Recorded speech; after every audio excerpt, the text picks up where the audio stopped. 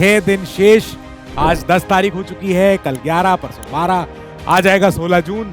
16 जून के दिन हमें क्या करना है क्या नहीं करना है। अभी तक सबके पास एडमिट कार्ड तो आ ही गए होंगे।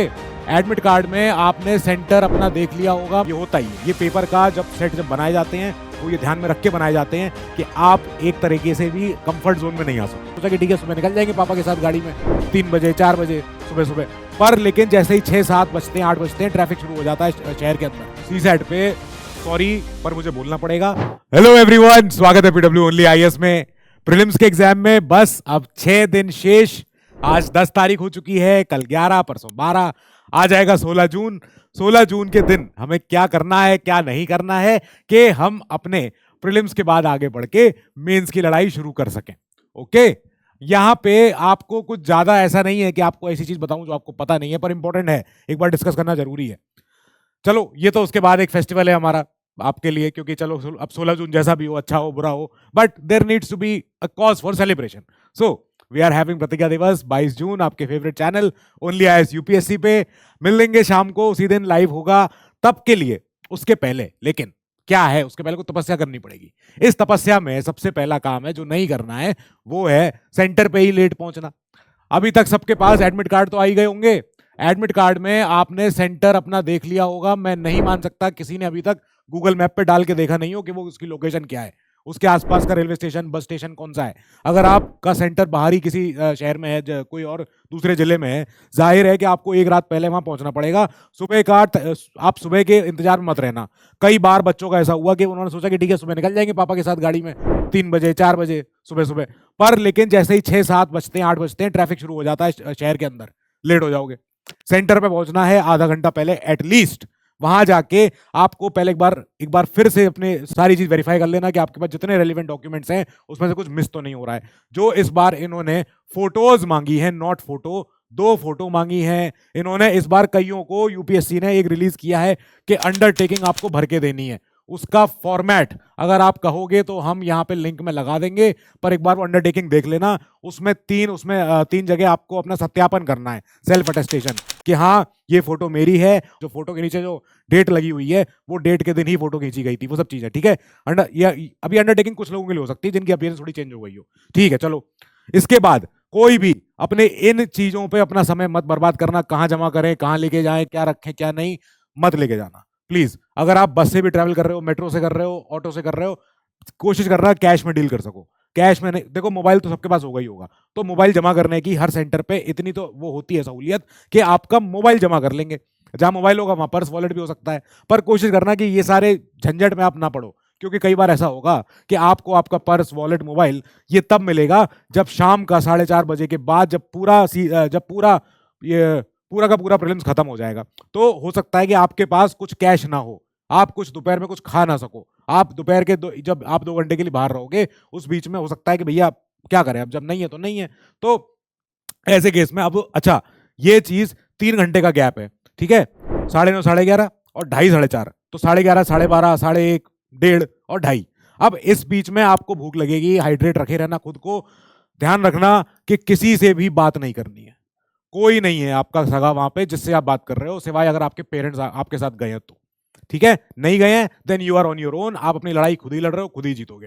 तो किसी से भी डिस्कशन नहीं करना है, कुछ नहीं करना है। कोई कैसा गया तेरा पेपर, ये वाले क्वेश्चन का आंसर क्या हुआ, सब कर देंगे वो, हम लोग कर देंगे, रात को आंसर बना देंगे उसके, ठीक है। इस पे आप ट्रस्ट मत करना कि आपके साइड वाले ने क्या आंसर दिया है।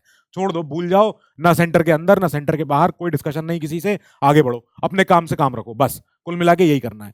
अब अगला जो मैं हर बार आपके साथ कह चुका हूं, कई मैंने क्लासों में भी बोला है कि अपना अगर आपने शेड्यूल नहीं बनाया, ये लास्ट हफ्ता है, अपने बायो क्लॉक को, अपनी बॉडी साइकिल को, अपने आप को इस बार ट्रेन कर लो कि जैसे मेरा 16 जून का दिन होगा वैसे ही आज से मैं हर दिन अपना जीऊंगा, ठीक है।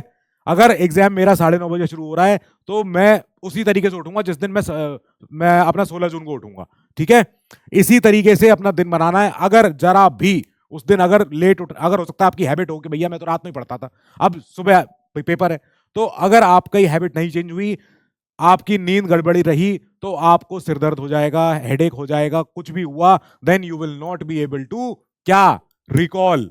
आप रिकॉल नहीं कर पाओगे। And this exam is only a game of recollection. कितना ज्यादा आप मेमोराइज करके याद उसको वापस रिकॉल कर सकते हो। अब कई लोग ये भी करते हैं कि साहब पहले क्वेश्चन पेपर पूरा सॉल्व कर देते हैं। अभी क्वेश्चन पेपर के तो हम 3 राउंड में करते हैं ना। कईयों की अब ये चीज समझ में आ गई उनको कि एक बार में पेपर तो होता ही नहीं है, राउंड 1, राउंड 2, राउंड 3। तो कई लोग सोचते हैं राउंड 1 के बाद पूरा करेंगे, राउंड 2 के बाद पूरा करेंगे। नहीं, मत करना, ऐसा मत करना। आप एक काम करना, एक पेज पे जहां जो भी आपका क्वेश्चन पेपर, आप अगर एक पेज पे हो जहां पे 5-6 क्वेश्चन है, मान लीजिए ऐसे 6 क्वेश्चन है, ठीक है, एक पेज को सॉल्व किया, इसमें से मान लो 2-3 को आपने सॉल्व कर भी दिए क्वेश्चन, इसको तभी के तभी ओएमआर पे वहीं के वहीं बबल कर दो, वहीं के वहीं लो, हो गया। बस ऐसे करना है, आखिरी के लिए मत छोड़ना। कई मैंने सेंटर पे मैंने अपने सामने देखा था कि एक बच्ची रोती रही कि मैडम पूरा साल बर्बाद हो जाएगा, मैम प्लीज 5 मिनट दे दो, मैं ओएमआर भर दूं। नहीं दिया, नहीं मिलेगा समय। ये एग्जाम है ही क्रूअल, कोई नहीं सुनेगा आपकी बात।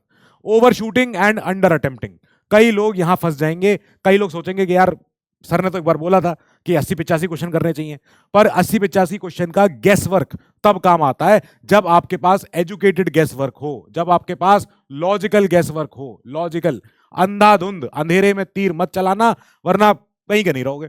एग्जाम के जब रिजल्ट आएगा उसमें आपके नंबर आएंगे, पता चलेगा नंबर आएंगे 35। तो इससे ज्यादा बेटर है कि अपने जब भी आप ओवरशूट अगर कर रहे हो, ठीक है, हो सकता है कई लोग कहते हैं 60-62 करेंगे, ज्यादा नहीं करेंगे, ऑल द बेस्ट, ठीक है, अगर आपको लग रहा है आपकी एक्यूरेसी उतनी अच्छी है। पर कई लोग जो इंजीनियर्स हैं जो समझते हैं बात कि प्रोबेबिलिटी का गेम है ये, इसमें ज्यादा अगर सैंपल सेट बड़ा होगा तो हो सकता है उसमें पॉजिटिव मार्किंग भी ज्यादा हो जाए, +2 -1/3, तो +2 का वेटेज तो ज्यादा ही है। तो हो सकता है अगर हम अंडर अटेम्प्टिंग कर रहे हो उस वजह से हम अपना स्कोर बस कट ऑफ से थोड़ा सा पीछे रह जाए। तो ध्यान रखना, ये आपको पेपर के दिन ही पता चल पाएगा कि आपको ओवरशूट करना है या अंडर अटेम्प्ट करना है। जहां तक है, आप कोशिश करना कि आपका एक्यूरेसी बस हिट रहे। राउंड 1 में आपकी गलतियां ना हो, राउंड 2 में आप एजुकेटेड गेस वर्क कर सकते हो, राउंड 3 में आप रिस्क ले सकते हो। मैंने वीडियो में समझाया था कि पेपर को एनालाइज कैसे किया जाता है, good shot, bad shot, risky shot, याद आ गया? वैसे के वैसे ही सी सैट फिटीग, ये भी एक प्रॉब्लम है, ये होगा ही होगा, कईयों के साथ होगा। अब क्या करें, हमारी बदकिस्मती है कि हमारा जो एग्जाम है वो जून में पड़ रहा है, जिसमें भीषण गर्मी हो रखी है, और साउथ के कुछ एरियाज को छोड़ दिया जाए तो नॉर्थ में भीषण गर्मी चल रही है। जिन बच्चों का सेंटर पता नहीं कहाँ मिला होगा, अब उस सेंटर पे आपको सी सैट के लिए तैयार होना है, जो 2:30 पे शुरू होगा, 2:30 बजे, 2:30 PM। अब इस इतनी भीषण गर्मी में, भूख प्यास में, जीएस देने के बाद जब आप सी सैट के लिए उतरते हो तो आपका फैटिग नहीं हो जाए, और सी सैट के फैटिग में प्रॉब्लम आएगी। कि मैं इसलिए एम्फेसाइज कर रहा हूं उस पर, क्योंकि आप कई बार इसमें फंसोगे जब आप इंग्लिश के क्वेश्चन कर रहे होगे, क्योंकि इंग्लिश में पैराग्राफ को पढ़ना, पैराग्राफ को लाइन बाय लाइन बिल्कुल समझना कि ये कहना क्या चाह रहा है, उसमें आप उसको पूरा एब्जॉर्ब नहीं कर पाओगे, उसके उस इंग्लिश कॉम्प्रिहेंशन का, जो उसका पैसेज का मतलब, और इसकी वजह से आपके 4 क्वेश्चन लगातार फिर आपके गलत जाएंगे। Do not under any circumstance get, जिसे कहते हैं, सकम्ड टू दिस। ये नहीं कर सकते आप, you can not afford this risk. ये आपको करना है, 66% चाहिए इसमें हमें, सी सैट है ये। अब यहां पे कई बार क्वेश्चंस को प्रॉपरली नहीं पढ़ना कि क्वेश्चंस क्या मांग रहे थे, क्वेश्चंस क्या नॉट करेक्ट पूछ रहे थे, इज करेक्ट पूछ रहे थे, फंस गए। तो कई बार ये हो जाएगा, गलतफहमी में हो जाएगा, जल्दबाजी में हो जाएगा, मत करना भैया, ऐसी गलती मत करना, ये इस गलती की कोई माफी नहीं है। अब क्या करें सर? तो सबसे पहली बात जो मैंने हमेशा बोली है, हर किसी को बोली है, कि अपना बायो क्लॉक मेंटेन रखना, सॉलिड रखना। जैसा आपका दिन है, अगर आप उस दिन सुबह नाश्ता करके जाओगे तो उसी समय से आज से नाश्ता सुबह शुरू कर दो। जैसा आपका उस दिन होगा, आप सुबह अगर 3 बजे, 4 बजे उठ के, 5 बजे उठ के निकलोगे, तो ऐसे ही आज से उठना शुरू कर दो। बस हाइड्रेट योरसेल्फ, गर्मी बहुत रहेगी, अपने पास ग्लूकॉन डी या कुछ भी, जो भी आपके किसी भी तरह से आपके बॉडी में मिनरल्स की कमी नहीं रहनी चाहिए। प्लीज मेक श्योर, क्योंकि आपके ब्रेन को ऑक्सीजन चाहिए, ग्लूकोज चाहिए, कैलोरीज चाहिए, क्योंकि ये एक ऐसा ऑर्गन है जिसको हमेशा सबसे ज्यादा बॉडी का एक ऑक्सीजन, इसको परसेंटेज चाहिए होती है, ऑक्सीजन हो, ग्लूकोज हो, इसको बहुत ज्यादा फ्यूल चाहिए होता है। इस फ्यूल को पाने के लिए हाइड्रेट योरसेल्फ, फल खाओ, फ्रूट्स खाओ, आम का सीजन है, आम खा लो। अब अपने आप से बात करना, बस कीप टू योरसेल्फ हर हाल में। Do not engage with anyone, he और शी। आपको लग भी रहा होगा कि सामने वाली लड़की अच्छी लग रही है, बात कर लेते हैं, नहीं, मत करना। वो तुम्हारी दोस्त नहीं है, वो तुम्हारी सीट लेने के लिए यहां बैठी हुई है। अपने आप पे फोकस करना, पिघलना मत। नहीं कोई आपका दोस्त है वहां पे, ना लड़का ना लड़की, कोई किसी से। देखो ये सारे के सारे जितने उस दिन बैठे हैं, ये कोई तुम्हारा एक्वेंटेंस नहीं है, कोई तुम्हारा कॉन्टैक्ट नहीं बनने वाला है, कोई तुम्हारा फ्रेंड नहीं है। तुम्हारे फ्रेंड जो हैं वो तुमसे शाम को बात करेंगे कि हाँ भाई कैसा हुआ पेपर, वो फ्रेंड है, ठीक है। ये लोग उस दिन जो बैठे हुए हैं, they are your competitors, they are your challengers, जो आपकी सीट आपसे छीनने आए हुए हैं उस दिन, ठीक है। किसी भी हाल में मत, क्योंकि हो सकता है आप किसी से बात करो और वो बात में ऐसे बोल देगा, अरे नहीं नहीं तुमने तो पांचों क्वेश्चन गलत कर दिए, हो गया आपका सी सेट का मन ही नहीं हो रहा अब देने का। तो ये ना हो जाए, तो अपने आप से बस बातें करना, मन में करना, वरना लोग कहेंगे देखो क्या हो गया इसको, खुद से बातें कर रहा है। तो अपने आप से बोलना, बोलते रहना, कोई बात नहीं, ठीक है, अच्छा हुआ है, गुड हुआ, सही हुआ, बेस्ट हुआ, पर लेकिन एग्जाम के दौरान कुछ तो करना पड़ेगा। जैसे सिखाया था वैसे करना, जैसे बोला था वैसे करना। हमेशा अगर थोड़ा भी एंजाइटी हो रही है, स्ट्रेस हो रहा है, प्रॉब्लम हो रही है, तो क्वेश्चन पेपर को पलट लो, छोड़ दो, फिर क्वेश्चन 1 छोड़ के सीधे क्वेश्चन 100 पे चले जाओ।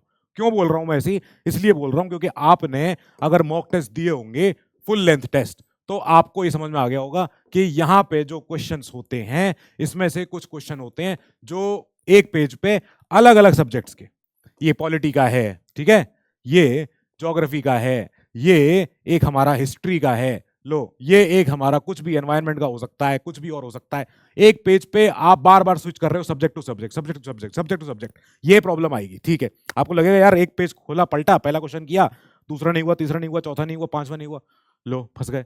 कोई कुछ बात नहीं, ये होता ही है। ये पेपर का जब सेट जब बनाए जाते हैं, वो ये ध्यान में रख के बनाए जाते हैं कि आप एक तरीके से भी कंफर्ट जोन में नहीं आ सको। ये बहुत एक साइकोलॉजिकल ट्रिक है तो है। तो इसको सॉल्व करने का क्या दिक्कत है, अगर क्या सोल्यूशन क्या है, आंख बंद किया, पेपर बंद किया दोबारा से, क्या ये ऐसे तो नहीं होगा, ये मुझसे ही सॉल्व होगा, पेपर पलटा, लाओ देखें क्या है, इस तरफ यहां से करना शुरू कर दिया 100 से ऊपर। ठीक है, या तो आप लास्ट पेज को वापस ऊपर से शुरू करके फिर आगे बढ़ के second last page, third last page, fourth last page, ऐसे करके आगे तक चले जाओ, कोई बात नहीं, हो जाएगा, होगा होगा, होने से ही हुआ है। अब जेनेरिक और फैक्चुअल स्टेटमेंट्स जहां आपने पकड़ ली, आधी बात तो, आधा काम तो आपका हो गया। बस यहां ज्यादा आपको ध्यान, यहां मैं यहां बता चुका हूं मैं क्या सही होती है क्या गलत होती है। ठीक है, यहां मैं आपको ज्यादा इस पर डिटेल पे नहीं जाऊंगा। नाउ अपने सब्जेक्ट का, अपने सिलेबस का जो भी अभी तक आपने पढ़ा है, जो भी आपने रिवाइज किया है, उसका एक जिसे कहते हैं अपने अंदर मेंटल मैप दिमाग में होना चाहिए। ज्योग्राफी का अगर जैसे मैं ज्योग्राफी आपसे बात करूं, मुझे आपके दिमाग में तुरंत चाहिए वर्ल्ड मैप, ठीक है, फिजिकल भी पॉलिटिकल भी। अब जैसे ही मैं आपसे बोलूं पॉलिटी, तो आपके दिमाग में आना चाहिए, ठीक है, सबसे पहले हिस्टोरिकल बैकग्राउंड से लेके सीधे part 1, part 2, part 3, part 4, part 5, और पार्ट 5 के साथ कंपैरिजन में स्टेट लेजिस्लेचर, फिर ये ऐसे करके सीधा आपके दिमाग में एक मेंटल मैप बन जाना चाहिए। जब ये मेंटल मैप रहेगा रेडी आपके सामने, then within these multiple questions of different subjects you can answer them. हो सकेगा, हो जाएगा।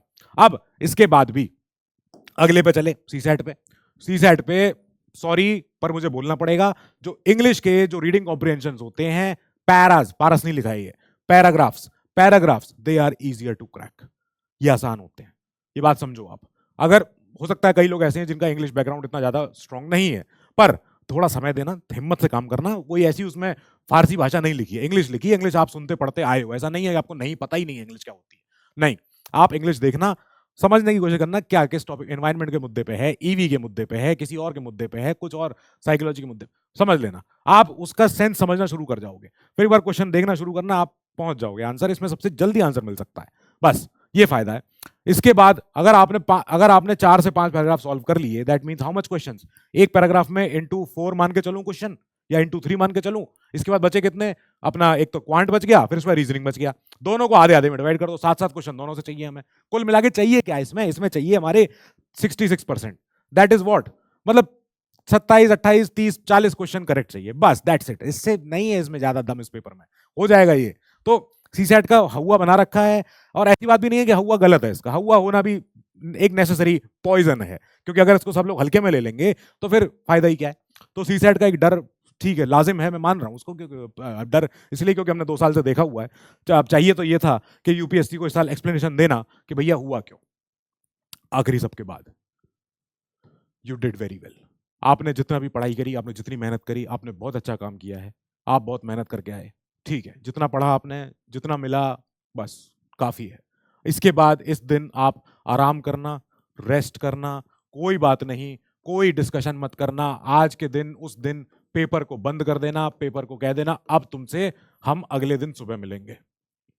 उस शाम को पेपर खोल के डिस्कशन करके आंसर की मिलाना, ये करना वो करना, हो गया, ठीक है, जो होना था वो हो चुका है, अब उस पर ज्यादा चर्चा मत करना। और कई लोग इसमें ऐसे होते हैं जिनको चाहिए उसी दिन उन्हें डिस्कशन चाहिए। क्यों चाहिए, क्योंकि वो कहते हैं सर वो फियर खत्म हो जाता है, बस छुट्टी हो गई, हो रहा है कि नहीं हो रहा है पता चल गया, अब आगे आगे बढ़ेंगे, जैसा भी होगा ठीक है, आपने अच्छा किया, आपने मेहनत करी। इसके बाद भी अगर नहीं हो रहा है तो फिर ठीक है, फिर अगले साल फिर देखेंगे, और क्या, क्योंकि यूपीएससी तो है ही ऐसा। अब कुल मिला के आपका कंपटीशन किन से है? आपका कंपटीशन एक 1 लाख या ऐसे कुछ बच्चों से है जो सीरियस है। बाकी तो बस भीड़ है, बाकी तो बस भीड़ का पार्ट है। आपको बस इनके साथ कंपटीशन करना है। 1 लाख बच्चे आप मान के चलो 2-3 साल में अपने आराम से कहीं ना कहीं अपने अगर उन्होंने मेहनत करी है तो वो अपनी अपनी जगह बनाना शुरू कर देते हैं, पब्लिक सेक्टर में, प्राइवेट सेक्टर में। सो ऐसा इसमें खौफ वाली बात नहीं है, डर वाली बात नहीं है कि हाय राम अब क्या करें, नहीं हो रहा हमसे। बहुत मेहनत करी है, कुछ भी ऐसा कदम मत उठाना जो कि रिग्रेटेबल हो, जो बाद में आपके माता पिता को अफसोस हो, वो चीज़ मत करना। और इसके साथ ही बस मैं इस वीडियो को एंड कर रहा हूँ, क्योंकि ज़्यादा इसमें आपको बताने की जरूरत नहीं है, क्योंकि एंजाइटी आपकी बढ़ती जाएगी और ज़्यादा समय भी नहीं है आपके पास। और मैं हूँ, we are there for you, I am there for you, keep studying, stay safe, good luck.